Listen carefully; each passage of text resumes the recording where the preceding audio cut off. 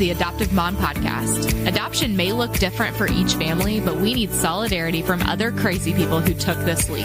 And that is what we do here. We encourage, we build up, we share the wins and losses. We lean on each other, and we get through this together. Thanks for joining us.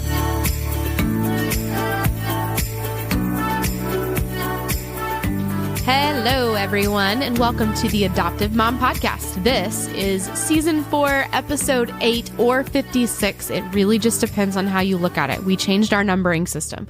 So sorry if that threw anyone off, but I digress. This is episode 2 of our 3-part series on trauma disorders. Last week, we got to talk to a NICU doctor about trauma disorders and withdrawal in babies. And this week, we're going to be talking about reactive attachment disorder, or RAD, as it's more commonly called, with licensed therapist Vance Crow. I'm so excited about this one. So Vance is not an adoptive dad, but he's chosen to specialize in teens and adults with trauma disorders of all kinds. And next week, we're going to wrap up the trauma series with an episode on oppositional defiance disorder, or ODD. So be sure to stay tuned for that. Before we jump in, I, as always, have to remind you guys about the 3 main ways to team up with me and the podcast. And those are to rate and review this podcast. Whatever medium you want to use, you can do it on Facebook, you can do it on iTunes. iTunes is the most helpful, I'm just saying. It just takes a second, really helps the podcast to just shoot up that list and be recommended to more people looking for adoption resources. And lastly, you can join the Facebook community. So guys, it's not just for adoptive moms. It's for anyone who listens to the podcast and wants to discuss it further. But it's also if you have friends or family that are not podcast listeners, but they just need support and they're in the adoption game, definitely invite them. It's just the Adoptive Mom community on Facebook. But you should be able to find that by going to the Adoptive Mom Podcast Facebook page. That is all I have for you guys. I'm super excited about this interview. It's really hard, but it's so good and informative for those of us who deal with RAD in our homes. So buckle up.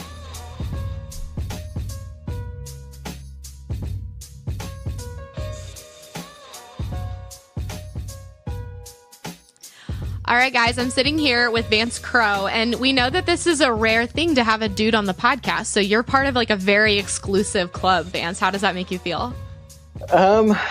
Nervous, I think. Well, I mean, you should be.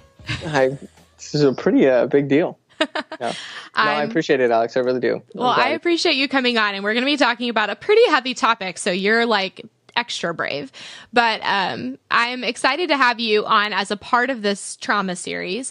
But before we jump into all that, I want to hear about you and what you do. So just take a minute, introduce us to yourself and your family, and tell us what you do. Yeah. So my name is Vance Crow. As far as clinical stuff, I work as a marriage and family therapist at Waterstone in Springdale. And my main focus is a lot with attachment struggles. I do a lot of addiction work that tends to come out of a lot of that attachment trauma pain. That's the world that I live in most. Have done a lot of work with foster families. It was 2013 at least, maybe 2012. I don't know. It's getting a ways back there. When I started working with foster parents, it was a program that Ozark Guidance used to do, actually, called Foster Home Outreach. I was a part of that team for a while before I got licensed. And so there's kind of my history and what I do clinically. For me personally, my wife and I, we've been married it'll be 10 years in June, and we have 4 lovely little kiddos. Caleb is 8, Nathalie is 7, Eden is 5. Sorry. You didn't know you'd be quizzed. And Nora is 4. She just turned 4 in December. So we had 4 kiddos in about 5 years. So we just had a wild ride. Yeah. My wife, she stays home, is the brave one, and stays home and homeschools them. So you can pray for her. Yeah, for real. It's a job. I tell her she's got the hard job most days. So I don't know, man. That kind of goes into what I was going to ask you about next. So, I mean, yes, as someone who also stays home with kids, that's like these are the trying years, like the preschool, early childhood, where you're just like about to pull every single strand of hair out of your head. But when everybody's alive when I get home, it's a good day. Yeah, no, I mean, that's a win, right? Praise hands all around.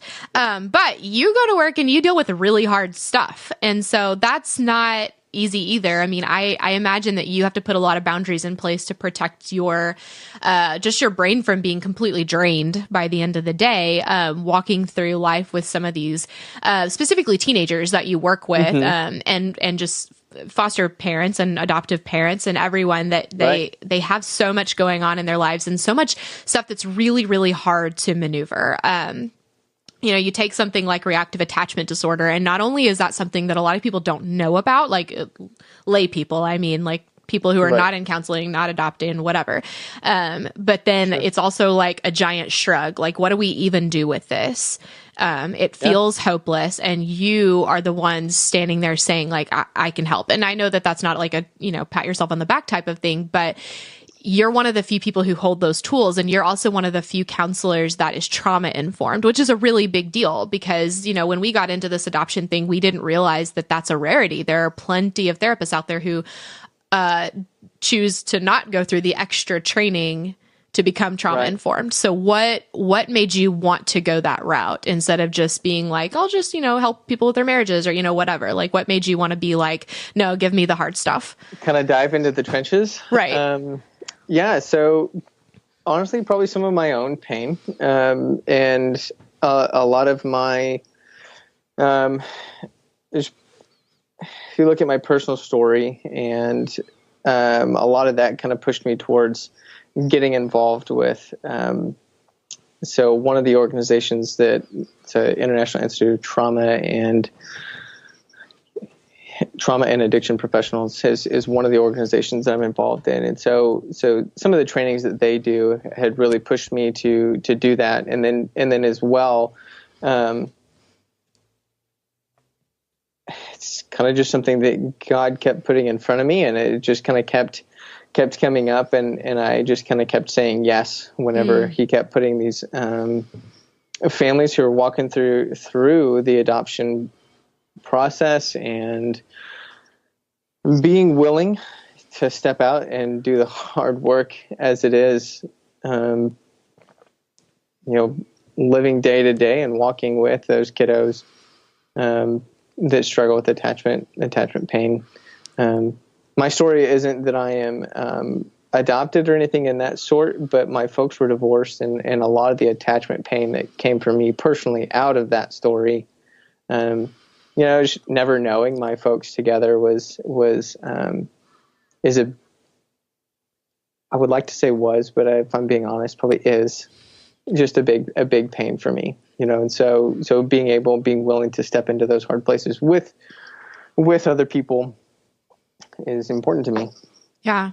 No, I think that's great because you have this personal experience that you can relate with these kids. And I say kids, you work not with like actual little kids, but mainly teenagers, right? Like that's the extent of your kid work. But when it comes to a trauma disorder, that's when we see the bulk of the, I don't know, I'll just be honest, the scary stuff, right? As far as in teenage years. Yeah. Yeah, for sure. I mean, as far as when it does get really scary, and to be honest too, some of the hardest ones that I have worked with, even as young as 10 or so, even have had some pretty scary experiences as far as life or death, even kind of experiences. So yes, kind of once our kiddos that struggle with reactive attachment struggles, man, it's not just the older ones when they're 6 feet tall. It's, some of their kiddos have, some of these kids that struggle with this fashion boy, have made some scary suggestions and actions, even even pretty young. So just because they're not big in size doesn't mean the pain's not big and causes them to do very big and scary things in that realm, for sure. Absolutely. So before we talk about kind of the fix or what the treatment is for these kinds of things, let's get a good grip on just your take on trauma in general, and then let's move down the funnel to specifically reactive attachment disorder. So why don't you just tell us, like, what do you see as the overall umbrella of trauma in these kids? Biggest working definition of trauma that I can probably give you would be something that the body perceives as a threat against its own well-being, even its existence. So if I think about anything from PTSD that soldiers experience, where they're alone and think they might die, and that creates this attachment wound, to the infant that doesn't get any care and goes into failure to thrive. So anything on that can be so many different things, and how it affects the body is kind of dependent on those details. So I don't really like to get into the details necessarily when trying to define trauma, because it more so is, in my opinion, kind of how the body takes in that information. So when something is perceived as a threat against one's life and well-being, am I going to be able to make it? Yeah. There's kind of the simplest, as far as I can boil it down, kind of definition of trauma. Yeah. And I'm glad you said perceived, because that's something that I had to learn on my own trauma-informed journey after we adopted, which is really terrible timing, guys, if you're planning on adopting, become trauma-informed. But ahead of time. Right. Yeah. But I did not realize that this whole perceived threat versus actual threat is, the difference in that is irrelevant when it comes to these kids' reactions. Right. The brain goes into action mode at perception, not reality. Right. Like, I tell people often a story. I grew up on a farm, and why in the world my sister bought a copper-colored garden hose, I will never know, for her horse, but she did. And I was walking across the yard and caught out of the corner of my eye that garden hose kind of making an S shape, right? And I jumped and screamed like a little girl and danced around the yard, because my perception out of the corner of my eye was that it was a snake. And I really don't like snakes and had too many scares with them, right? So, I mean, I've looked like a fool. And then I turn around and I see that it's the garden hose, and I go, oh, what an idiot. It's like, that's kind of the sense that when you're living with trauma on a day-to-day basis, it's like everything looks like a snake until proved otherwise. Yeah. No, that's a good analogy. Constant in that state of hyper arousal, that hyper awareness. Right? Yeah.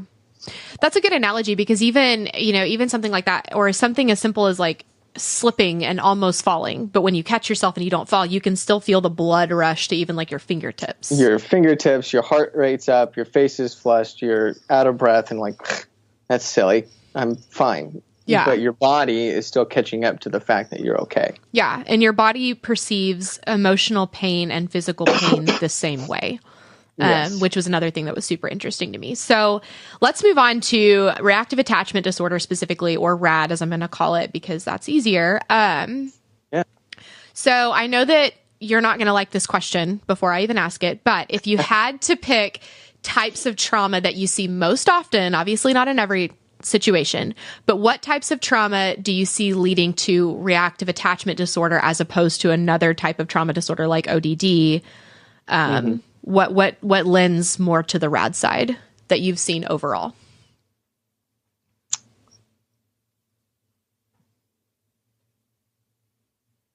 I think if I had to pinpoint, I think probably neglect would be what ends up lending itself more towards rad. That sense of I'm in pain, or I need something and I am not going to get my need met. Especially at that young age, is rad typically forms prior to like 7 years old. So like if you're talking about getting a teenager, or you're talking about getting a 10-year-old, it's like, well, I had no say in how this formed, which is really unfair. To be left with dealing with the consequences of someone else's inaction, or so then when you combine the neglect with physical or sexual abuse, for sure, then that, especially prior to that 7 years old, really even kind of key around 2-ish. There's where I think you really start to see reactive attachment start to develop versus ODD maybe, probably even if you're looking at those similar things in regards to like, when they're around 10 or something like that, and then they're struggling with that same kind of thing, right? Right, because those neural pathways were formed at least at some absolutely. point. Yeah, they at least had some. I think about it like if you're walking through a field that's not been mowed, you walk down the same path often enough and you're going to eventually create a path, right? So let's say they go through life from 0 to 9 with even mildly responsive parents, right? And then all of a sudden there's this big trauma, and from 9 to 12, they just get nothing. Well, at least they've had some formation of that pathway. It's really not a clear path. They may not use it very often because they go, well, that's not a really clear path. This one over here works better, or is more clear, but at least they've had some.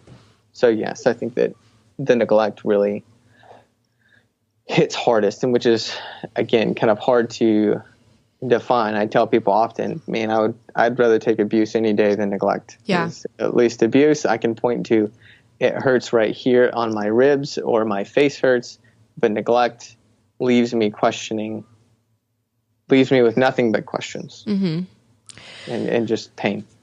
Yeah. And that's another thing that I had to learn later, that, you would think that because it's not a physical trauma, neglect would be the better choice. But we often see that can leave people way harder to launch into adulthood. Yeah. So let's talk about what rad is in essence. And I feel like I have an advantage in this episode because, I did another recording on ODD, and I'm doing another recording on like fetal alcohol syndrome. And those are things that I haven't dealt with. But as a parent with a rad kid, I feel like I can actually speak to this. So I'm excited to talk to you because rad can leave parents just so lonely and isolated because by nature, we're often the only ones who see the effects or who truly see. So on that note, just tell us a little bit about the because I know that it's a spectrum. So talk to us about what rad is, what happens in the brain, what happens, so I guess physically and emotionally or mentally, and we'll go from there. Yeah. So on a physical basis, some of the things that you see from a kiddo that's struggling with rad is you're going to see that lots of times they are perceived to connect with strangers even better than their own caregivers at the time.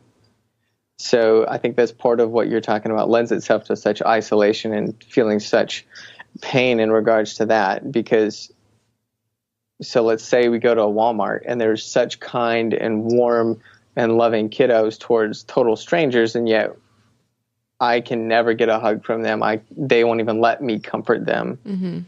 So they have trouble allowing comfort, and they didn't get the comfort that they needed at pretty key times as well. So those are some of the physical manifestations, I suppose. And unfortunately, what tends to happen too is not only are they averse to accepting comfort from those caregivers, but lots of times they will end up even acting aggressively, violently towards those that are taking care of them at this point, right? So that's where, like,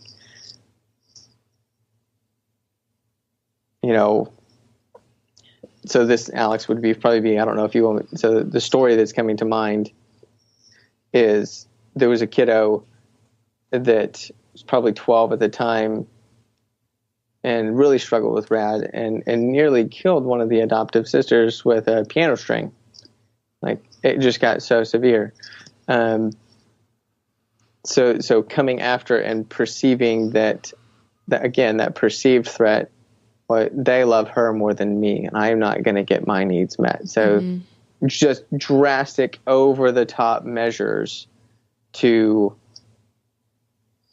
simple aspects, right? Yeah. And so part of what you're looking at on the neurological side, or the emotional, the brain side, is like that same situation where they're being aggressive towards the caregivers or towards other kids in the home is again, that perceived, I'm not going to get my needs met. There's research that shows that connection, attachment, is as necessary as breathing to our body. And so that's where that perception comes into play. So if there's a perceived threat to my connection, then you might as well be holding a gun on me. That's the way it feels to that kiddo. So that's what's happening on the inside. And so being able to match that and be able to, look, I get it. I get how you're feeling, that I don't love you. Really, I do. I get how, help me understand what happened. Help me put it together, what happened that showed you that I didn't love you. And let me help you organize that and get back to a regulated state. And that answer your question? I feel like I just kind of went way all over around that, but that's kind of how I would answer that. So. No, I think it's a good basis, a good overview for sure. And correct me if I'm wrong, but as kids get older, you start seeing that come out as not acting out to get that love and attention, but more acting out to prove to themselves that they don't need it. Do you see that as well? For instance, like something that we struggle with is food insecurity. So, right. Our kid will often not eat the food that we provide and will instead steal food or bum food off other people or something like that, almost to prove to himself that he doesn't need us to survive. He can figure this out on his own. Yeah. Like kind of even to prove to himself, I'm going to be okay.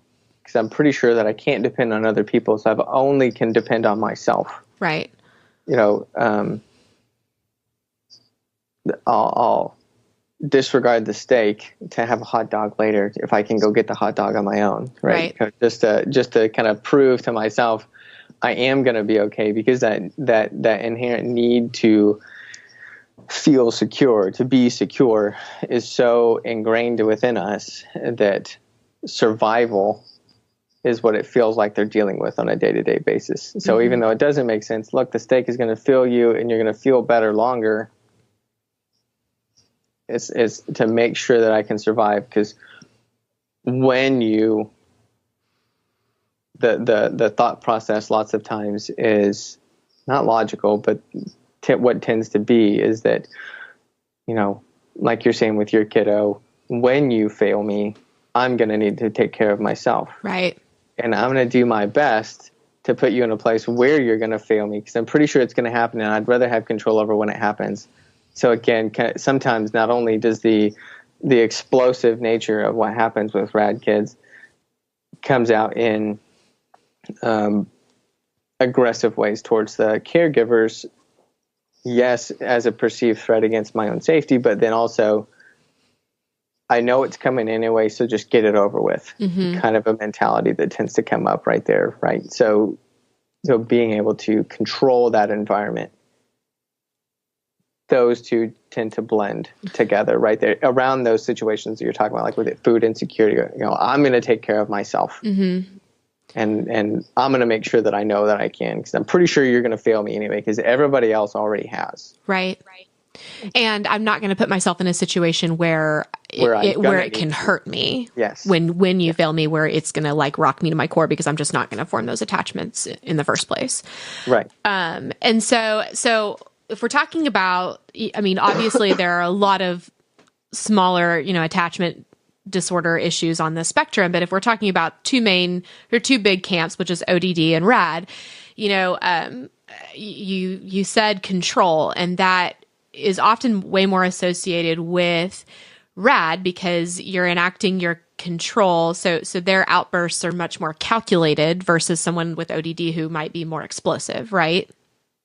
Typically, yeah. Okay. Yeah. So talk to us about that a little bit. So I know that manipulation is a big issue for RAD families or RAD parents or RAD kids or however you want to look at it, because, and it's not just typical like kid lying. It's like master con artist level manipulation because it's a survival technique. Like if my life depended on me selling a lie, I would probably be a good liar too.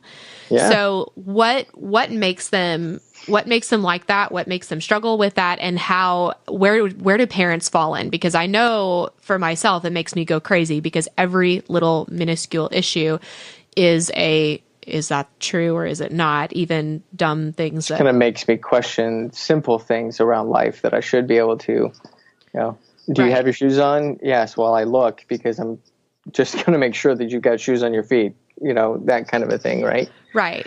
And I know that that's a control thing, right? Like if I can sell this lie to you, then that makes me feel a little more in control of my environment. And so some of the examples that I've seen being that, there was a little girl that I had worked with at one point, and she would, to me, she would say, Dad's doing this and Mom's doing this, and almost kind of make them out against one another. And the lies that this little girl would tell would be so close to, like, I could see that. You're like, that's possible. So I've got to go check it out. And then all of a sudden the parents feel accused or they feel attacked. And it's like, it ends up, I think part of the reason why I love doing the marital work too, in regards to, in regards to working with adoptive families and trauma, is because, and those kinds of things get in between couples so easily. And it's so frustrating to be able to to feel like you've got to try to make sense out of everything all the time. Just drives you mad. Yes. I don't know if you know anything about that. Yeah, I'm relating a little bit. A little bit right there, right? And so again, part of that is like, it's like constantly checking the boundary. Are you going to put in the work to make sure that I'm telling the truth? Are you going to take care of me? The people who gave birth to me, that they're supposed to take care of me, they failed and they gave birth to me. You did not. Are you going to love me enough to find out the truth? Are you going to love me enough to hold me to this? Lots of times kind of ends up being the core question. Now, if you ask them that, are you going if you ask this, let's say a 12-year-old, hey, are you really just trying to figure out if I care about you or not? Like, no, I don't give it, insert whatever your favorite explicit is there. What you think about me, right? That's the answer you're going to get. But at that core level, again, that attachment being such a core need that almost even like unconsciously they're doing this. They're constantly checking the boundaries. Yeah. Is the fence still up? Am I still going to get taken care of? Again, can I push you enough to where you're going to leave me? Kind of until some of those core questions get answered and addressed, those behaviors really don't subside a whole lot until some of those questions get answered on an internal core level, if that makes sense. Right. And this is where you also, you see them, they're acting as though they are right in their belief that you don't care, that you're going to fail them, but they're secretly hoping you'll prove them wrong, but they would never admit that. They would absolutely. never act as though they want that to be true. But this is where you also, I think this is an issue with a lot of adopted kids, not just ones with RAD, but they intentionally, they'll self-sabotage or sabotage, holidays, family events or whatever, because it makes them uncomfortable. But RAD kids often take it to more extreme measures. Yeah. So talk to us about that. What's going on in their bodies, in their brains, that makes them want to use very extreme measures to make sure that they don't have a positive feeling about this, insert family activity?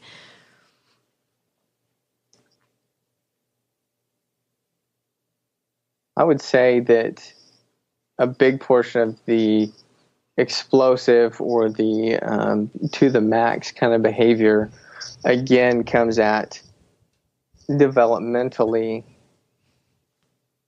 For it to be reactive attachment, it's got to be at such a young age that those questions that baby, let's say, is asking itself without asking, right? Without the words. But the question, according to, let's say, even Erickson, is the world around me safe? And because it goes to such a core level, that's, I think, where so often you see such an explosive manner, such the extreme. Because I've got to make sure, and the pain that comes with the grief. One of the things when you're looking at the diagnostic manual about RAD is that it's talking about, unexplained episodes of sadness and grief and that kind of thing. I think that, like you're saying, around these events, around holidays or birthdays or just going to the lake to enjoy the day, they'll sabotage because it's like, man, I wish that I could have had this when I needed it the most. And it's just so stinking sad. And because they feel that it's, the level of unfair that parents feel around, dang it, I didn't do this to this kid and I'm paying for something that somebody else did. Yeah. I'm paying for somebody else's mistakes. It's like, I think these kiddos feel that same sense of, you know what, somebody really should have taken care of me because I couldn't take care of myself. And I'm just stinking mad about it. I'm just I want to enjoy it and I hate that I'm enjoying it all at the same time. Yeah. And there's that strange mixture of grief and sadness and anger all mixed together right there. And then you've got like food flying all over the place at the picnic and, chairs thrown across the room just to ruin the day. Because, and part of those questions that we ask early on is, well, do I matter to the people most to me?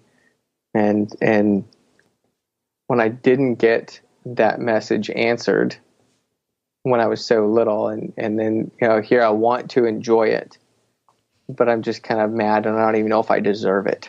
Right. And they don't know how. I want it. Right. I don't know how to take that. And I can't even take in a hug.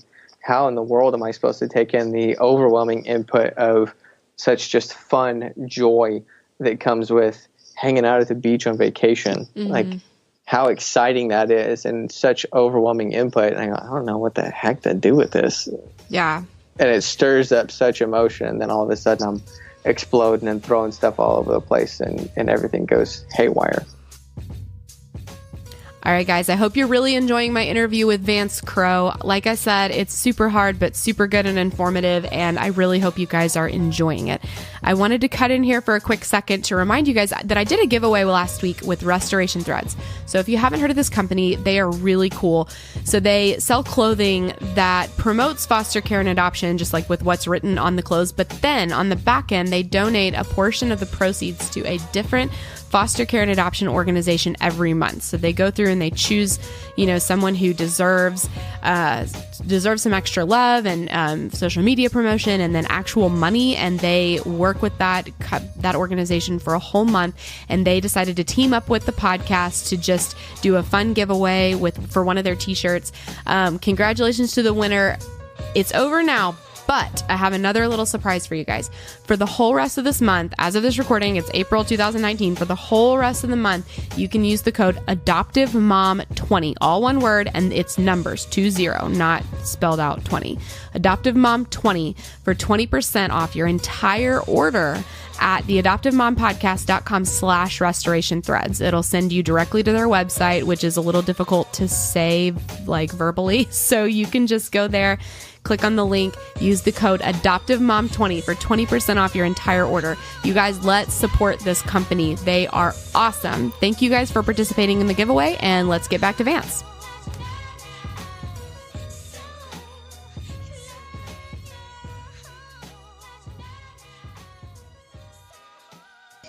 Sorry, this is all hitting very home for me. But I want to move on to like the parents' side of things. But before we do, I'm going to ask you another question you don't like, which is what are some of the worst case scenarios you see? And I want to ask this before we talk about intervention, because I want to encourage myself, but other parents too, that what we're doing matters, even when it doesn't feel like it matters.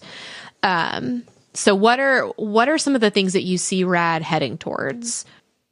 You're right. Those are the stories that I don't like to think about, Alex. Yeah. Those are the ones you were talking about that feel heavy and that hurt on the way home. Like those are the stories, right? So those are the stories that, and again, part of this is, the field that I do tend to work in, the attachment struggles, and then they end up leading into lots of times like sexual addiction. Mm-hmm. So you end up finding there's sexual abuse as well as the neglect, and then unanswered questions around that. And then we're not able to deal with this. The kid's not able to get somebody that does care enough to do the hard work of sitting with these kids in this place. Let's say they start turning to sex or to pornography or to masturbation and voyeurism, let's say, see it watching someone else, well, and then you're looking at jail time, and you're looking at not being able to hold down a job, and you're looking at, spending your days and nights in strip clubs and prostitutes, and, mm-hmm. The worst case scenario, there's kind of where you head. You learn to medicate, so to speak, that pain of all these questions that we've been talking about. Do I matter to people? Am I worth mattering? Am I going to be able to get my needs met? Well, I find something that temporarily meets my needs, and it feels really good for a little bit. Mm-hmm. And then it bites me again, and so I deal with pain again because of the shame of what I've done, and that cycle continues and continues and continues. You can insert drugs, or you can insert, fighting, aggression. Then you're sure not going to be able to interact and connect with your boss whenever. I don't even know what it's like to have a normal conversation with somebody without making it to be about me. Mm-hmm. How am I supposed to hold down a job? So those are kind of the worst case scenarios, I suppose. Yeah. And obviously that's without intervention. That's without intervention. Right. And that's without successful intervention. So who comes in there? It's us. It's the adoptive parents. Right. But what stands in the way is this giant mountain of manipulation and frustration. And are we seen here as the adoptive parents? Because with RAD specifically, and again, I since I haven't dealt with ODD personally, it's hard for me to speak to that, but I can speak to RAD, and I know that I feel like a crazy person most of the time, because literally, I thought about this the other day. Brian, I, and like one other person are the only ones who have actually seen, not just heard about or had a conversation about, who have actually seen the effects, who have actually seen the outbursts. And that is very isolating. And I just, through this podcast and through the community that we've built through it, I've talked to so many other parents who feel that way, who feel so isolated and alone because they have people at church or school or whatever saying how great of a kid they have, or a sweet kid. I just take him home with me. And, right. And exactly. So what on earth is up with that, first of all? And how do we overcome it? Because we have to, in order to prevent what we just talked about. Right. And I think that's part of even the definition of reactive attachment is they're able to, that's the way that they've learned to survive. Mm-hmm. Is they can be sweet and caring, and people see me this way, and it's so great to be able to get that feedback, right? And so as for you guys as parents, being able to kind of hold both, say, you know what, yeah, I know that he is a really sweet and a really good kid. I do see those things about him, and then two, you got to have some community of people that you can be able to talk with and go, this is freaking hard. Like he's able to, or she's able to do these things with at church, let's say, and such a sweet kid and pay attention and sit still. And when we get home, it's like, who is this kid that came home? Yeah. I don't know what, so to having people that you can go and talk to and share that struggle with is really, really, really key. Yeah. Like something that you mentioned early on, I think in the podcast here, was, finding someone who's trauma informed, or like that they see the world through that lens. They see the world through that attachment wound. Is really key. I mean, not all clinicians are the same, and there's some therapists that are really, really, really good at career counseling. I'm just really not one of them. Like, that's not what I live and breathe. That's not what I do every day. But I am really, really good at walking with people through attachment wounds. That's what I do every day. So finding someone who gets the struggle that you're walking through is really important, because you know what, you're right. Like, man, if I'm left reeling and going, what the heck is going on here? And they tell these people out here that I'm the crazy one, and I start to kind of believe that I'm the crazy one. Maybe or that we're mean mean or overreacting, or just me, or like, right, or overreacting, like, but everybody else doesn't get what happens. So finding people that are safe for you to include into your community, into your home. You mentioned church. I think that's really what if we really look at, let's say, the book of Acts and see how the church responded to one another, like that's really what we're looking at, is finding those people that we can share and do life with, and that are around us enough to be able to see, when our kiddos throw the chairs across the room at the lake because we're spending time together at the lake together, right? So then you've got those people around you to be able to know and experience that with you and come alongside you and love that kid at the same time, even once they are.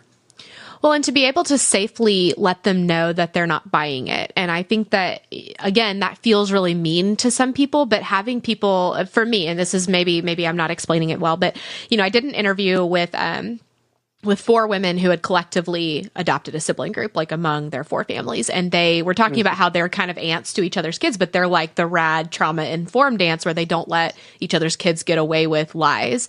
And I think that's really cool because, personally, like I know it's kind of like when you go to a party that you don't really want to go to and you have to like, be this like, I'm so happy I'm here kind of person. And then you get home and you're just wiped from keeping up that facade the whole time.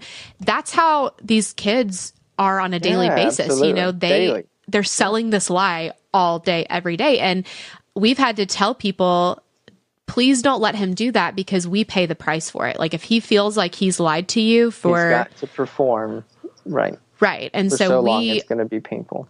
Exactly. So we just really appreciate people that will, and not in a mean way, but that will call him out and be like, well, I know that's not true, or, just like, or change the subject or not let it keep going. Because then I'm like, yes, thank you. Like now we don't have to deal with the fallout from this manipulation. And so how would, not everyone's going to be trauma informed. So how would you suggest that parents have these conversations with their friends, to say like, hey, I know it's gonna be hard and it's gonna feel counterintuitive, but just don't let it go there? I think that, I think so much of life is being able to hold 2 things at the same time, seemingly opposite things. I love this kid so much and I'm not going to allow him to do these things, and then one is because I love him or her. I'm not going to allow that to happen because I know how bad it hurts them.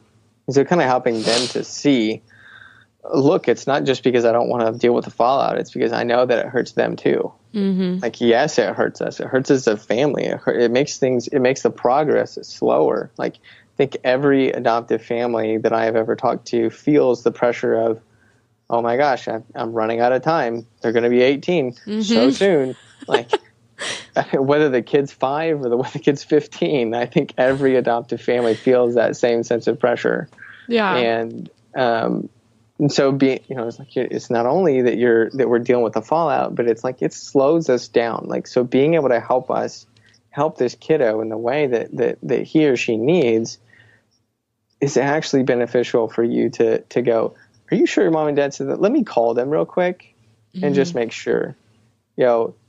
Maybe you don't do that with every kid, but if you're walking through life with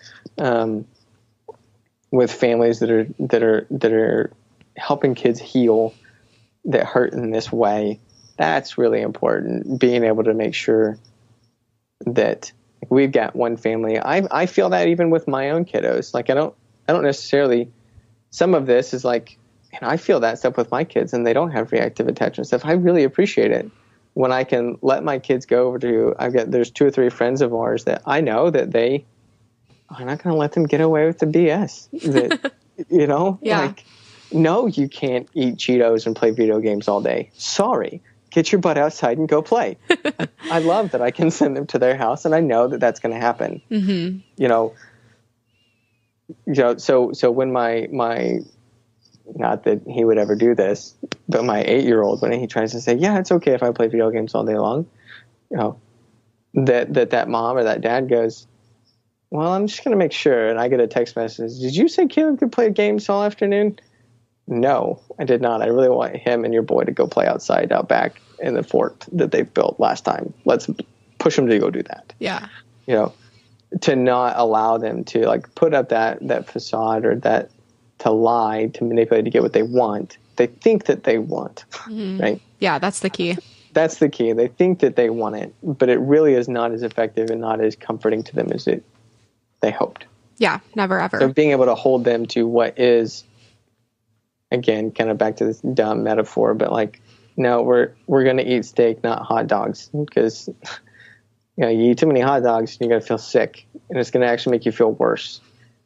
But let's stick with some meat that's actually worth eating and give some sustenance, and let's get some veggies in it. Like, not everybody likes to eat broccoli, but it's really kind of good for you. We got to eat it anyway. Sorry, tough luck.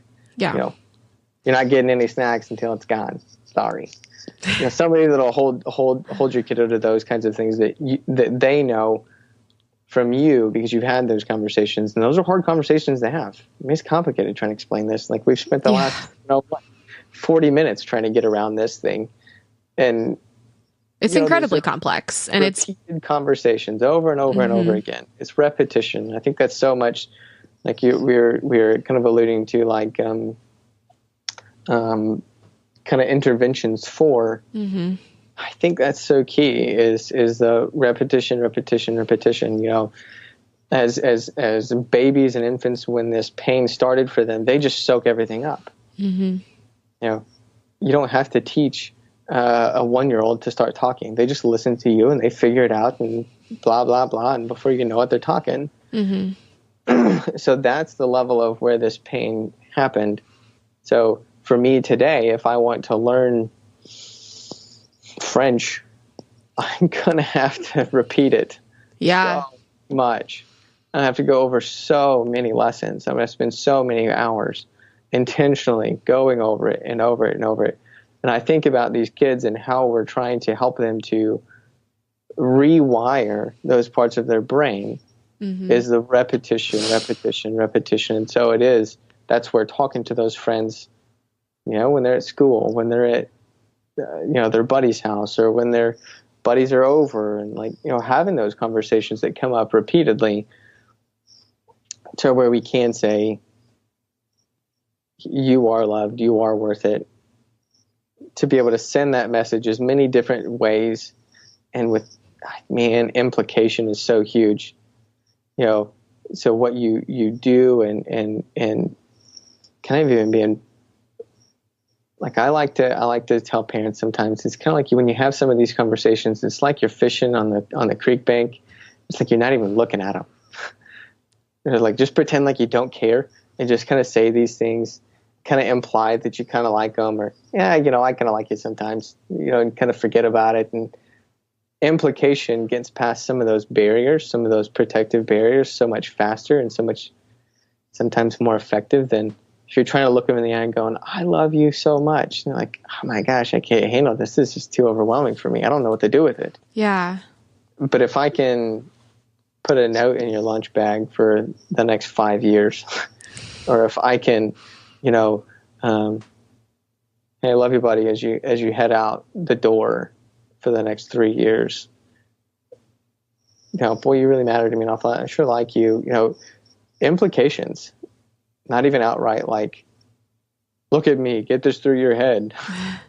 kind of actions tend to be more effective in getting past those like protective barriers, it seems. Mm-hmm. And you read my mind. I was going to talk to you about this whole repetition thing next time, because how many hundreds of times do they say that you have to just to learn a new behavior, or to rewire your brains. Sorry, not relearn a behavior, but to rewire your brain. I don't even remember the exact count, but they estimate hundreds of repetitions. And that feels daunting and exhausting, but that's what we've signed up for. That's what we were called to do, is to make a difference. And, again, I mean, that feels like a mountain in front of us, but you've mentioned a few things that we can do to intervene, putting a note in their lunchbox or implication or something like that. And some of that feels like playing their game, but I think that we have to meet them where they're at to some degree, right? Sure. And I don't think that there I don't know, so much of this, it feels like when you're dealing with a kid that's dealing with reactive attachment disorder, it's like everything is amplified. So every child, every human being asks the same questions that these reactive attachment kids are asking. Do I matter? Am I worth loving? It's just a lot louder with them. So it's like the same kinds of things that I want to communicate to my kid who doesn't struggle with reactive attachment. I'm just my strategy and how I get that message across is a little different. I guess other interventions that I would say too is even, especially with neglect, and when a baby is little, like I'm forever ruined. Like my sister has puppies and I'm holding these puppies and I'm like bouncing up and down, like, and I catch myself doing it, like, I just had 4 babies. That's what my body does when I'm holding something. Like, geez. I usually call it the mom bounce, but I guess you're the dad bounce, right? I got the dad bounce. I don't know. I'm stuck with it. 4 times in a row in 5 years and you're stuck, how many 10,000 repetitions or whatever. I'm a pro, but, excuse me. But there was a friend of mine that had suggested, like, so lots of times those kiddos didn't get that kind of care. They didn't get that bounce. And there's actually some neurological benefit to that as a kiddo. There is. Yeah, it is. Very interesting. But even being able to get them a trampoline. Let them bounce. It's a good excuse. Go jump on the trampoline with them and see if you can make some eye contact with them while you're bouncing on the trampoline. Eye contact is really hard for these kids. They don't want to look you in the eye, or something that I used to do, a simple kind of game, like, I would say, look, hey, let's play a game. We're going to pass this balloon back and forth, but we've got to keep eye contact. And if you look away, I get a point. So it's like you're practicing that eye contact, which is so hard. Yeah, I was going to say, that sounds real awkward. But it's a game, right? I know. It's so fun. You make it silly, make it funny. Yeah. And it's like, then you do like really awkward, weird things with your hands, and you're like, oh my gosh, like I can't find it, but I can't look away because I want to keep the point. So you can kind of play to those survival strategies a little bit. Not necessarily like play in the manipulative game, but you're playing to the strategies that they're already employing. They don't want to lose. They want to be able to control the environment. Right? Okay, well, fine. your body has a really hard time looking at me and making sure that I'm not going anywhere. So let's play this game and play to your competitive advantage, right? That, okay, you don't want to lose. Like if, I don't know, have some dumb little prize or whatever. I don't know. Lots of different things, but you can do those kinds of things that are not explicitly, oh, let's talk, honey. Let's just spend the next 5 hours talking. They don't want to do that. They want to like go play, or they want to get away from you. Like, okay, well, let's go jump on the trampoline, or let's play this dumb game where we pass there, throw the ball back and forth, or, get your other kids or your spouse or whoever involved too. Like, have a tournament, or, you can kind of just make those things a little more, explicit, where you are getting some of that. Again, if we think back to the intervention, or the time of the injury was when these kiddos needed eye contact. When you're holding a baby, you're looking at them and you're making faces at them and you're cooing at them and you're talking to them. And teenagers really suck at doing that anyway. They don't want to coo at them and make eye contact and sit and have some, coffee together, but like, they'll sit there next to me and, play video games for hours, or they'll like, kind of like what you were saying. How do we meet them where they are with that kind of intervention that you would be doing with, a 1 to 3 year old? But how do we make it to where we can come up with some excuse to be able to make eye contact with a 15-year-old? How do we make some excuse to be close to physically, holding, or even if you think about it, kind of going back to like, hey, let's read a book together. And as simple as that sounds, there's a lot of I really, just honestly, I really love the Chronicles of Narnia books too. Like even now, like, I could reread those things 100 times. They're so interesting, and I just love those. Yeah. Reading it aloud is such a good connecting kind of thing that you do with kiddos when they're little, that they missed out on as little kids. How in the world do we get that kind of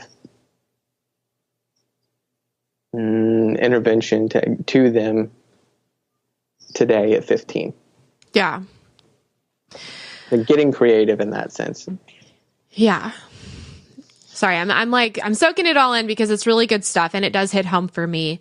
And I love that, in addition to working with these kids, you said earlier that you really like working with the parents too. And that's really unique because your eyes are on both hearts. And we know that, or something I had to learn was that I mattered in this too.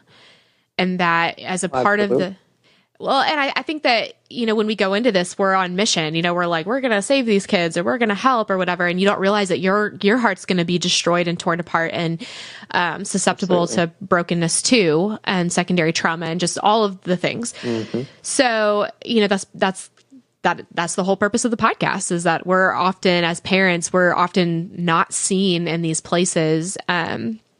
And with rad parents, especially, because you have this seemingly adorable kid, and then you have parents who seemingly hate the adorable kid. So it's easy to be mad at the parents. And so if you're, if we're going to sum it all up here and close this out, if your eyes are on the parents and their hearts, what do you wish that they knew? What do you want to say to them as they walk through this with these kids? Kind of like you were alluding to, Alex, man, this is like a battlefield rather than walking through a field of daisies. We have this idea that walking through adoption is going to be this beautiful thing. And it is beautiful, but it's beautiful in the sense of like, man, we conquered the hill and there's triage everywhere by the time we get to the top. And so surrounding yourself with people who are going to fight that battle with you, it's probably number one on my list. Like finding people, like I got a friend of mine, she volunteered me to be on this podcast. Amy, she sometimes it's just, she just holds me where I need to be long enough It's like, man, I just don't like this. I squirm around those places that feel like, like you were talking about, how do we talk to the people around us and about this one? Like, it feels really uncomfortable to talk about them because then I have to talk about how I hurt in all this too. So finding people that are going to be willing to sit with you where you are as well and love your kids in the midst of it, that can hold both. So ticked off. I'm so hurt by this kid. They're going to hear you and still love that kid at the same time, that aren't just going to go, you're right. Why in the world did you ever adopt this kid? That was a mistake. Right. No, I'm not saying I don't love this kid. I'm saying I'm hurt. Finding people that can sit with you in that hurt and will hold you in it, even when you don't want to. Pretty key. I think that would be one of the biggest things that I would say. And that's encouraging because, I mean, when we look at those worst case scenario things that you said earlier, it doesn't always feel like what we're doing matters because we're in the thick of it and we often don't see these little baby steps. We don't see those pathways starting to form. Right. And it's hard to grace ourselves there. It's hard to feel like we matter, especially when we see regressive behavior or lack of progress even. So that means a lot for you to say that as an outsider. I mean, not that you're an outsider, but you know what I mean. I know what you mean. Yeah. So I am a little bit, and that's okay. You and your neurotypical kids. Right. Cheater. Just taking the slacker route. Okay. So if you were to flip that and look at the people on the outside, what do you wish that they knew about RAD? Well, really, I just wish that they could see what we see. I wish that they could see the survival aspect that these kiddos have and how hard that they're fighting on a daily basis. Man, I really do. I like that battlefield metaphor. Like, man, they're fighting a hard fight every day. That people don't even see. So the teachers that are dealing with these kids and they're going, geez, man, he's the worst guy. Just don't look for it. Man, I just wish they saw how hard he's fighting. Or how hard she's fighting on a day-to-day basis. I think that's what I would say. I just wish they saw how hard that they're fighting. Them and the parents, right? Is that what you meant? Both of them. Yeah, absolutely. For the kids as well as the parents. Absolutely. Yeah. Good stuff, Mr. Vance. I am so excited that you were able to sit down and chat with us about a really hard topic. I know that it's not necessarily fun to chat about this stuff, but again, it means so much to parents like me who feel often so unseen. So thank you for making this your specialty and thank you for sitting down and chatting. Absolutely. And where can we find you on social media and whatnot? You probably won't find me on social media. I don't really care for it, to be honest. I think I've got a LinkedIn profile somewhere, if you can find it. Just through my name. Wow. I know. I'm an old soul. I was going to say, you're so old-fashioned. I know, huh? No, but so probably the easiest, if you wanted to get in contact with me, would probably be through Waterstone is the easiest way. I tell people all the time, man, don't text me because I'm kind of forgetful, but email is great because I can come back to it. So my email is just vance@waterstonecounseling.com. Cool. And you can kind of read a little bit about me on Waterstone, the Waterstone website as well. Yeah, and we'll put that in the show notes. So if you, as a listener, have any follow-up questions about RAD or any of the things we've talked about today, you can reach out to Vance or me, and I'll, I don't care to exploit him. I'll send you his phone number. That's fine. I'm kidding. Alex. Thank you so much for listening to the Adoptive Mom Podcast. I hope you found encouragement here. I need you to know that you are enough and you're doing a great job. We are all in this together, and I am over here cheering you on. Don't forget to check out show notes for this episode and other resources at theadoptivemompodcast.com. Thanks for joining us.